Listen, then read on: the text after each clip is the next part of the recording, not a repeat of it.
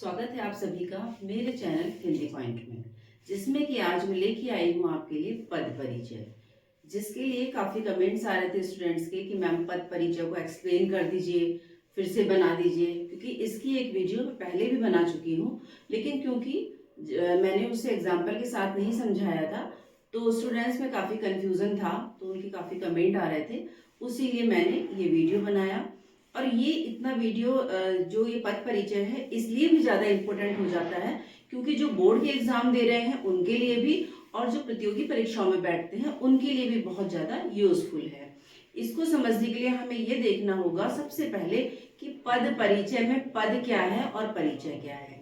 तो पद वो है जो वाक्य में आए हुए वे शब्द हैं जो वाक्य में जुड़ करके उनके अर्थ को पूरा करने में अपना सहयोग देने लगते हैं या मदद देने लगते हैं। दूसरी तरीके से समझिए, पद वो है जो किसी भी वाक्य में लग करके उसको उसके अर्थ को पूरा करने में अपनी मदद देने लगता है। जैसे मैंने यहाँ लिखा है सीता चित्र बनाती है। इसमें सीता क्या है, ये भी पद है, चित्र जो है वो भी पद है, बनाती ये भी पद ही है। क्यों? और ये तीनों ही जो है इसके अर्थ को पूरा करने में अपनी मदद दे रहे हैं, तो ये क्या हो गए, सब पद हो गए। और इसी तरह सीता शब्द को अलग मैं अलग लिखूंगी तो ये क्या हो जाएगा, एक अलग तरीके से स्वतंत्र शब्द हो जाएगा जो कि स्वतंत्र अक्षरों का एक समूह है, या फिर इसे हम कह सकते हैं ये एक डिक्शनरी का हिस्सा हो सकता है। तो पद आप लोग समझ गए होंगे। पद का मैं एक बार फिर से आपको समझाने का प्रयास करती हूँ कि पद जो वाक्य में जुड़कर उसके अर्थ को पूरा करने में अपनी मदद देते हैं।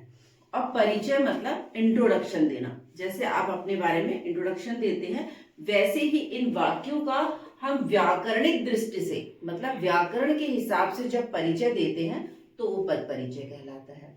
और बेटा इसको जानने के लिए हमें विकारी और अविकारी इन दोनों को बहुत अच्छी तरीके से समझना होगा, तभी हम किसी भी पद का परिचय दे पाएंगे। विकारी जो शब्द होते हैं हमारे, वो ऐसे शब्द होते हैं जो कि चेंज इनमें होता रहता है, परिवर्तित होते रहते हैं, और जो हमारे अविकारी हैं इनमें कोई चेंज नहीं होता।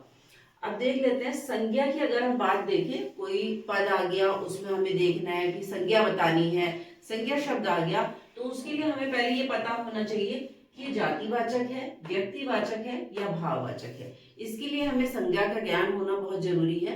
इसी तरह हमें अगर सर्वनाम से संबंधित कोई पद आ गया है तो हमें यह देखना है कि पुरुषवाचक है, निश्चयवाचक है, संख्यावाचक है, अनिश्चयवाचक है, संबंधवाचक है, प्रश्नवाचक है या निजवाचक है।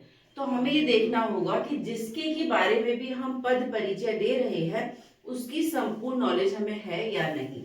विशेषण में हमें ये देखना होगा कोई पद अगर विशेषण से संबंधित आ गया तो वो गुणवाचक है कि संख्यावाचक है, परिमाणवाचक है या सार्वनामिक है। इस तरीके से क्रिया को अगर हमने देखना है तो ये देखना होगा वो सकर्मक है या अकर्मक है। चलिए अब हम देखते हैं अविकारी शब्दों को। अविकारी शब्दों में अगर हम देखें तो पहला है क्रिया विशेषण, जिसमें हम देखेंगे स्थानवाचक तो नहीं है, या वो कालवाचक तो नहीं है, या रीतिवाचक है, या फिर परिमाणवाचक है। क्रिया विशेषण के लिए हमें इन चार चीजों की नॉलेज होनी बहुत ज्यादा जरूरी है। फिर हम संबंध बोधक को देखें। इसमें क्या होता है, जिन पदों अथवा उपवाक्यों का संबंध बताया जा रहा हो। कई बार इस तरीके के पद दे दिए जाएंगे जिसका पद परिचय आपको करना होगा, उसमें संबंध बोधक की बात होगी, तो उसको हम तभी सॉल्व कर पाएंगे जब हम संबंध बोधक के बारे में पूरी जानकारी रखते हों। समुच्चय बोधक क्या होते हैं, इसमें जो है जोड़ने वाले अथवा वाक्यों का निर्देश दिया जाता है। इनका काम क्या होता है, जोड़ने का काम होता है समुच्चय बोधक का। विस्मयादि बोधक जो होते हैं, जो विस्मित करने वाले होते हैं, इसमें जैसे हर्ष, शोक, घृणा, भय, विस्मय, क्रोध आदि भाव जो है इसके अंतर्गत आते हैं। चलिए अब हम इसमें विकारी शब्दों को एक बार देख लेते हैं। तो जैसे मैंने आपको बताया विकारी और अविकारी शब्दों का हमें पता होना चाहिए कौन कौन से हैं, तो उसको चलिए एग्जाम्पल के हिसाब से हम देख लें कि कौन सा किस तरह से उदाहरण आएगा आपका, कैसे कौन सा पद रेखांकित होगा, कैसे पद परिचय देना है। तो पहले इस श्रृंखला में देख लेते हैं हम संज्ञा का। संज्ञा का मैंने यहाँ पे एक उदाहरण लिखा है, गौरव हास्य की पुस्तक पढ़ता है। और इसमें मैंने क्या किया, गौरव के नीचे अंडरलाइन किया है और हास्य में और पुस्तक में। अब इसका जो है हमें पद परिचय देना है। गौरव का जब मैंने पद परिचय दिया तो देखा कि ये तो व्यक्तिवाचक संज्ञा है, क्योंकि गौरव एक है तो इसलिए वो व्यक्तिवाचक संज्ञा हो गई। और पुल्लिंग है क्योंकि गौरव एक पुरुष है तो पुल्लिंग हो गया। और एक वचन हो गया क्योंकि गौरव एक है, एक ही वचन है, बहुवचन में बात नहीं हो रही है तो एक वचन। और कर्ता कारक, क्योंकि कर्ता कारक इसलिए हुआ, गौरव जो है हास्य की पुस्तक पढ़ता है तो गौरव इसमें कर्ता हो गया तो कर्ता कारक हो गया। तो ये आपको गौरव का पद परिचय मिल गया यहाँ पे। फिर हमने हास्य का पद परिचय निकाला। इसमें जब हमने देखा तो ये भाववाचक संज्ञा थी, क्योंकि रोना हंसना जो भी हमारी क्रियाएं हैं वो हमारे भाववाचक संज्ञा के अंतर्गत आती हैं। तो हास्य जो है भाववाचक संज्ञा है और पुल्लिंग है। और पुल्लिंग इसलिए है क्योंकि हास्य जो कभी भी हम कहते हैं ना कि हंसना के लिए हंसनी नहीं यूज किया जाता, या रोना के लिए रोने नहीं कहा जाता, इसके लिए रोना या हंसना कहा जाता है। तो भाववाचक संज्ञा है और पुल्लिंग है। एक वचन है क्योंकि हास्य शब्द आया है, एक ही जो वचन है। और संबंध कारक है क्योंकि ये संबंध बता रहा है किसका, गौरव का संबंध बता रहा है पुस्तक से। और वो संबंध कैसे बता रहा है, हास्य जो शब्द है वो गौरव का संबंध पुस्तक से बता रहा है, तो इन दोनों के बीच की कड़ी जो है वो हास्य है। तो ये हमारा क्लियर हो गया हास्य का पद परिचय। आइए अब देखते हैं पुस्तक का पद परिचय। पुस्तक जो है एक जातिवाचक संज्ञा है। क्यों है जातिवाचक, क्योंकि पुस्तक कहने से संपूर्ण पुस्तक जाति की बात होती है, क्योंकि पुस्तक कह देने मात्र से एक पुस्तक की बात नहीं होगी, पुस्तक की बहुत सारी वैरायटीज होती हैं। तो पुस्तक हमारी जो है जातिवाचक संज्ञा है और ये स्त्रीलिंग है। और स्त्रीलिंग क्यों है, क्योंकि हमेशा हम बोलते हैं पुस्तक रखी है या मैंने पुस्तक पढ़ी, इसलिए जो है ये हमारे स्त्रीलिंग है। और एक वचन है, कर्म कारक है। और ये जो है कर्म कारक है। कर्म कारक क्यों है, क्योंकि गौरव ने हास्य की पुस्तक पढ़ी तो गौरव द्वारा ये कर्म किया गया तो इसलिए ये कर्म कारक है। तो इस तरीके से आपने देखा कि हमने संज्ञा को किस तरीके से निकाला, इसका पद परिचय कैसे दिया। अब देख लेते हैं सर्वनाम को। इसमें मैंने उदाहरण लिखा है, मैं तुमसे कुछ पूछूंगा। इसमें मैं को अंडरलाइन किया है मैंने और तुमसे और कुछ को अंडरलाइन किया है। सॉरी, कुछ को नहीं किया है, इसको मैंने मैं और तुमसे को अंडरलाइन किया है। तो मैं देखिए ये क्या हो गया, पुरुषवाचक हो गया। और ये कौन सा पुरुष हुआ, उत्तम पुरुष हुआ। कौन सा पुरुष, उत्तम पुरुष हुआ, क्योंकि जब मैं अपने लिए बात करती हूँ तो वो उत्तम पुरुष होगा, या आप अपने लिए बात करें तो उत्तम पुरुष। और ये एक वचन होगा, क्योंकि मैं एक वचन हूं तो एक वचन। पुल्लिंग है, अगर मैं अपने लिए कर रही हूँ तो स्त्रीलिंग होगा, लेकिन ये जो बात है मैं तुमसे कुछ पूछूंगा तो ये कोई पुरुष पूछ रहा है तो ये पुल्लिंग होगा और कर्ता कारक होगा, क्योंकि यही प्रश्न पूछ रहा है तो कर्ता कारक होगा। अब यहाँ पे आ जाइए, तुमसे। तुमसे का पद परिचय देना है तो ये पुरुषवाचक है, ये तो पक्का है, लेकिन ये कौन सा पुरुष है, मध्यम पुरुष। मध्यम पुरुष है क्योंकि ये सामने वाले से प्रश्न पूछ रहा है। और ये स्त्रीलिंग पुल्लिंग दोनों में ही संभव है, क्योंकि ये स्त्रीलिंग से भी हम प्रश्न पूछ सकते हैं तुमसे। ये जो वर्ड है लड़कियों के लिए भी यूज हो सकता है और लड़कों के लिए भी यूज हो सकता है। तो ये जो है दोनों लिंगों में संभव है। और एक वचन है, एक वचन है और करण कारक है। ये जो है करण कारक है। तो इस तरीके से आपने देखा सर्वनाम का पद परिचय आपने किस तरीके से दिया। विशेषण का देख लीजिए। यहाँ मैंने उदाहरण लिखा है, मेरे बगीचे में 2 नीले फूल हैं। और यहाँ मैंने 2 और नीले के नीचे अंडरलाइन किया है। पहले देखिए मैंने 2 लिखा है यहाँ पर, उसका पद परिचय मैंने कैसे दिया। जब मैंने 2 देखा तो क्या देखा, इसमें संख्या आ रही थी, तो ये जो है संख्यावाचक है। और कैसी संख्या है, निश्चित संख्यावाचक। इसमें कुछ नहीं कहा जा रहा है, इसमें कहा जा रहा है 2। तो 2 जब बात आ गई तो संख्यावाचक और निश्चित संख्यावाचक। फूल जो है वो इसमें विशेषण है। अब देख लीजिए, यहाँ हमने नीले का पद परिचय दिया तो नीले जो है वो गुणवाचक विशेषण है, क्योंकि ये उसका गुण बता रहा है, विशेषता बता रहा है कि जो फूल है वो नीले रंग के हैं। तो गुण बता रहा है, गुणवाचक। और बहुवचन है। बहुवचन क्यों है, क्योंकि नीले मतलब बहुत सारे फूलों की बात हो रही है, एक फूल की बात नहीं हो रही है। तो ये हो गया बहुवचन। और पुल्लिंग हो गया। पुल्लिंग हो गया क्योंकि यहाँ पे मेरे बगीचे में 2 नीले फूल हैं, तो ये पुल्लिंग में ही यूज होता है नीले। तो यहाँ पे जो पुल्लिंग शब्द यूज हुआ है। इस तरीके से आपने जो है सर्वनाम का पद परिचय, विशेषण का पद परिचय निकाला। अब देख लेते हैं क्रिया का पद परिचय। यहाँ उदाहरण है, वह क्या खाता है। वह अंडरलाइन है और खाता अंडरलाइन है। यहाँ पे जो क्या शब्द है बेटा आप देख रहे हो, वैसे तो ये सर्वनाम शब्द है, क्योंकि यह इनके बीच में प्रयुक्त हुआ है तो यह कर्म का काम कर रहा है यहाँ पे। ठीक है, अब यहाँ मैंने वह को अंडरलाइन किया है, इसका पद परिचय निकाल लेते हैं। वह, जब हम मैं, तुम्हारी, मैं तो हो गई उत्तम पुरुष, तुम हो गए मध्यम पुरुष, जब किसी अन्य की बात की जाती है, किसी तीसरे की, तो वो होता है हमारा अन्य पुरुष। तो ये हो गया अन्य पुरुष वाचक सर्वनाम, और इसका जो वचन है वो एक वचन हो गया, क्योंकि वह जो है एक की बात की जा रही है, पुल्लिंग हो गया। और ये जो खाता है क्रिया का कर्ता हो गया, जो हमारी क्रिया है उसका कर्ता हो गया। इस तरह हमने वह का पद परिचय दिया। अब खाता का परिचय हमें देना है, तो कैसे देंगे? यह खाना जो है एक प्रकार से कर्म है, तो ये सकर्मक क्रिया होगी। सकर्मक क्रिया कर्तृवाच्य। कर्तृवाच्य क्यों होगा?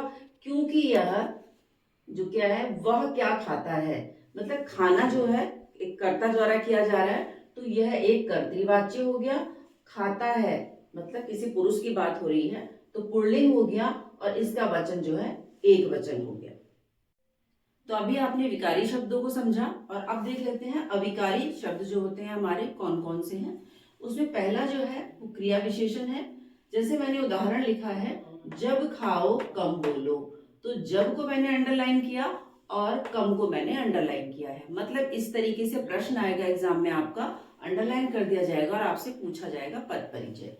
तो इसमें जब का जब मैंने पद परिचय निकाला, तो मैंने देखा कि ये कालवाचक क्रिया विशेषण है। कौन सा विशेषण है? कालवाचक क्रिया विशेषण। अब कालवाचक क्रिया विशेषण का पद परिचय मैं तब दे पा रही हूँ क्योंकि मुझे क्रिया विशेषण जो है उसके बारे में पूरी जानकारी है, उसके भेदों के बारे में। तो आपको भी इसके भेदों में पूरी जानकारी रखनी होगी। तो इसका जो है कालवाचक क्रिया विशेषण हो गया, और खाओ जो है वो क्रिया का विशेषण हो गया। यहाँ पे आप अच्छी तरह समझ गए होंगे कि जब कालवाचक क्रिया विशेषण और खाओ जो है वो क्रिया का विशेषण हो गया। तो ये मैंने दिया आपको जब का पद परिचय। अब कम, जब कम की बात आ रही है तो ये नापतोल की बात हो रही है, तो नापतोल जो है वो परिमाणवाचक होता है। परिमाणवाचक क्रिया विशेषण 100% यही होगा, क्योंकि जहां पे अगर तोल की बात आ गई, नाप की मात्रा कुछ ज्यादा कम, तो वहां पे हमेशा परिमाणवाचक होता है। तो परिमाणवाचक क्रिया विशेषण, और बोलो जो है वो क्रिया का विशेषण हो गया। तो इस तरीके से आपने क्रिया विशेषण का पद परिचय दिया, और वो पद परिचय आप तब दे पाओगे जब, जैसे कि मैंने आपको बताया, इसके लिए आपको इसकी संपूर्ण जानकारी होनी बहुत आवश्यक है। फिर है संबंध बोधक। संबंध बोधक का उदाहरण मैंने लिखा है, वह खुशी के मारे चीख पड़ा। अब यहाँ पे मैंने के मारे को अंडरलाइन किया है, मतलब मुझे के मारे का पद परिचय निकालना है। तो के मारे मैंने यहाँ लिखा, और मैंने पाया कि ये कौन सा संबंध बोधक है। जब देखा तो मुझे समझ में आया कि यह जो कारणवाचक संबंध बोधक है। क्यों है कारणवाचक? क्योंकि यह कारण इसलिए है, खुशी के मारे चीख पड़ा, क्योंकि वह खुशी और चीखना जो है इन दोनों के बीच की कड़ी है, इसलिए वो जो है कारणवाचक हो गया। कारणवाचक संबंध बोधक हो गया, अव्यय हो गया, और एक संबंधी शब्द हो गया। संबंधी शब्द हो गया खुशी के मारे, वह मतलब किसी पुरुष की बात हो रही है या बच्चे की बात हो रही है, वो खुशी के मारे चीख पड़ा, तो यह एक संबंधी शब्द हो गया के मारे। खुशी के कारण उसका चीखना मतलब एक तरीके से संबंधी शब्द हो गया। तो यह आपने निकाला संबंध बोधक का पद परिचय। फिर देख लीजिए समुच्चय बोधक का पद परिचय। इसमें क्या होता है बेटा, जिन शब्दों की वजह से दो या दो से ज्यादा वाक्य, शब्द या वाक्यांश जुड़ते हैं, और तब और इत्यादि, मतलब बहुत से प्रकार होते हैं इसके, जिनके कारण दो या दो से ज्यादा वाक्य या वाक्यांश जुड़ते हैं, वो हमारे समुच्चय बोधक होते हैं।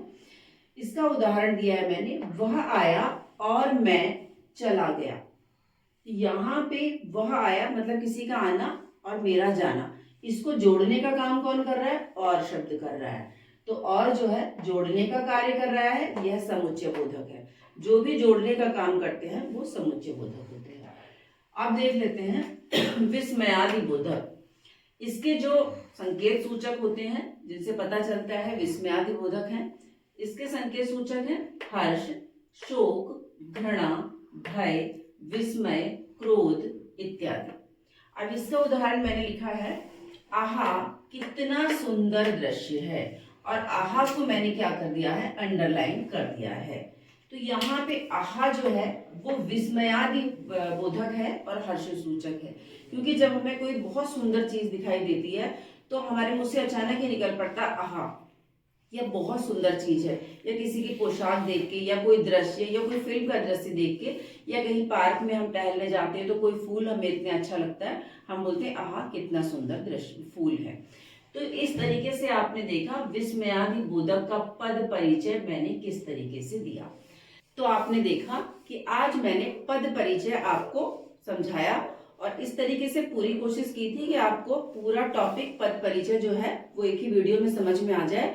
तो आपके लिए मैंने एक प्लेटफॉर्म तैयार कर दिया एक वीडियो के माध्यम से, कि आप इसके द्वारा और उदाहरणों से अपने पद परिचय को और अच्छी तरीके से तैयार कर ले, जिससे कि आपका आने वाले प्रतियोगी परीक्षाओं में और बोर्ड की परीक्षाओं में रिजल्ट बहुत अच्छा रहे और फेलियर के कोई चांसेस ना रहे। तो बेटा एक चीज बहुत जरूरी है, जब भी हम किसी चीज का अध्ययन करते हैं, रिवाइज करते हैं, पढ़ते हैं, तो एक चीज का ध्यान रखें कि उसमें ज्यादा और ज्यादा हम मेहनत करें। एक दो एग्जाम्पल से काम नहीं चलता है, काफी सारे एग्जाम्पल हम लें, उदाहरण लें, तो वो हमारा टॉपिक क्लियर हो जाता है। तो इस तरीके से हमारा पद परिचय आज जो है वो क्लियर हो गया। और अब आप अगला टॉपिक क्या चाहते हैं कि जिस पे मैं वीडियो बनाऊं, कमेंट सेक्शन में जा करके मुझे कमेंट कीजिए, जिससे कि मैं आपके लिए अगला टॉपिक लेकर के आऊं। तो आज के लिए इतना ही। जय हिंद।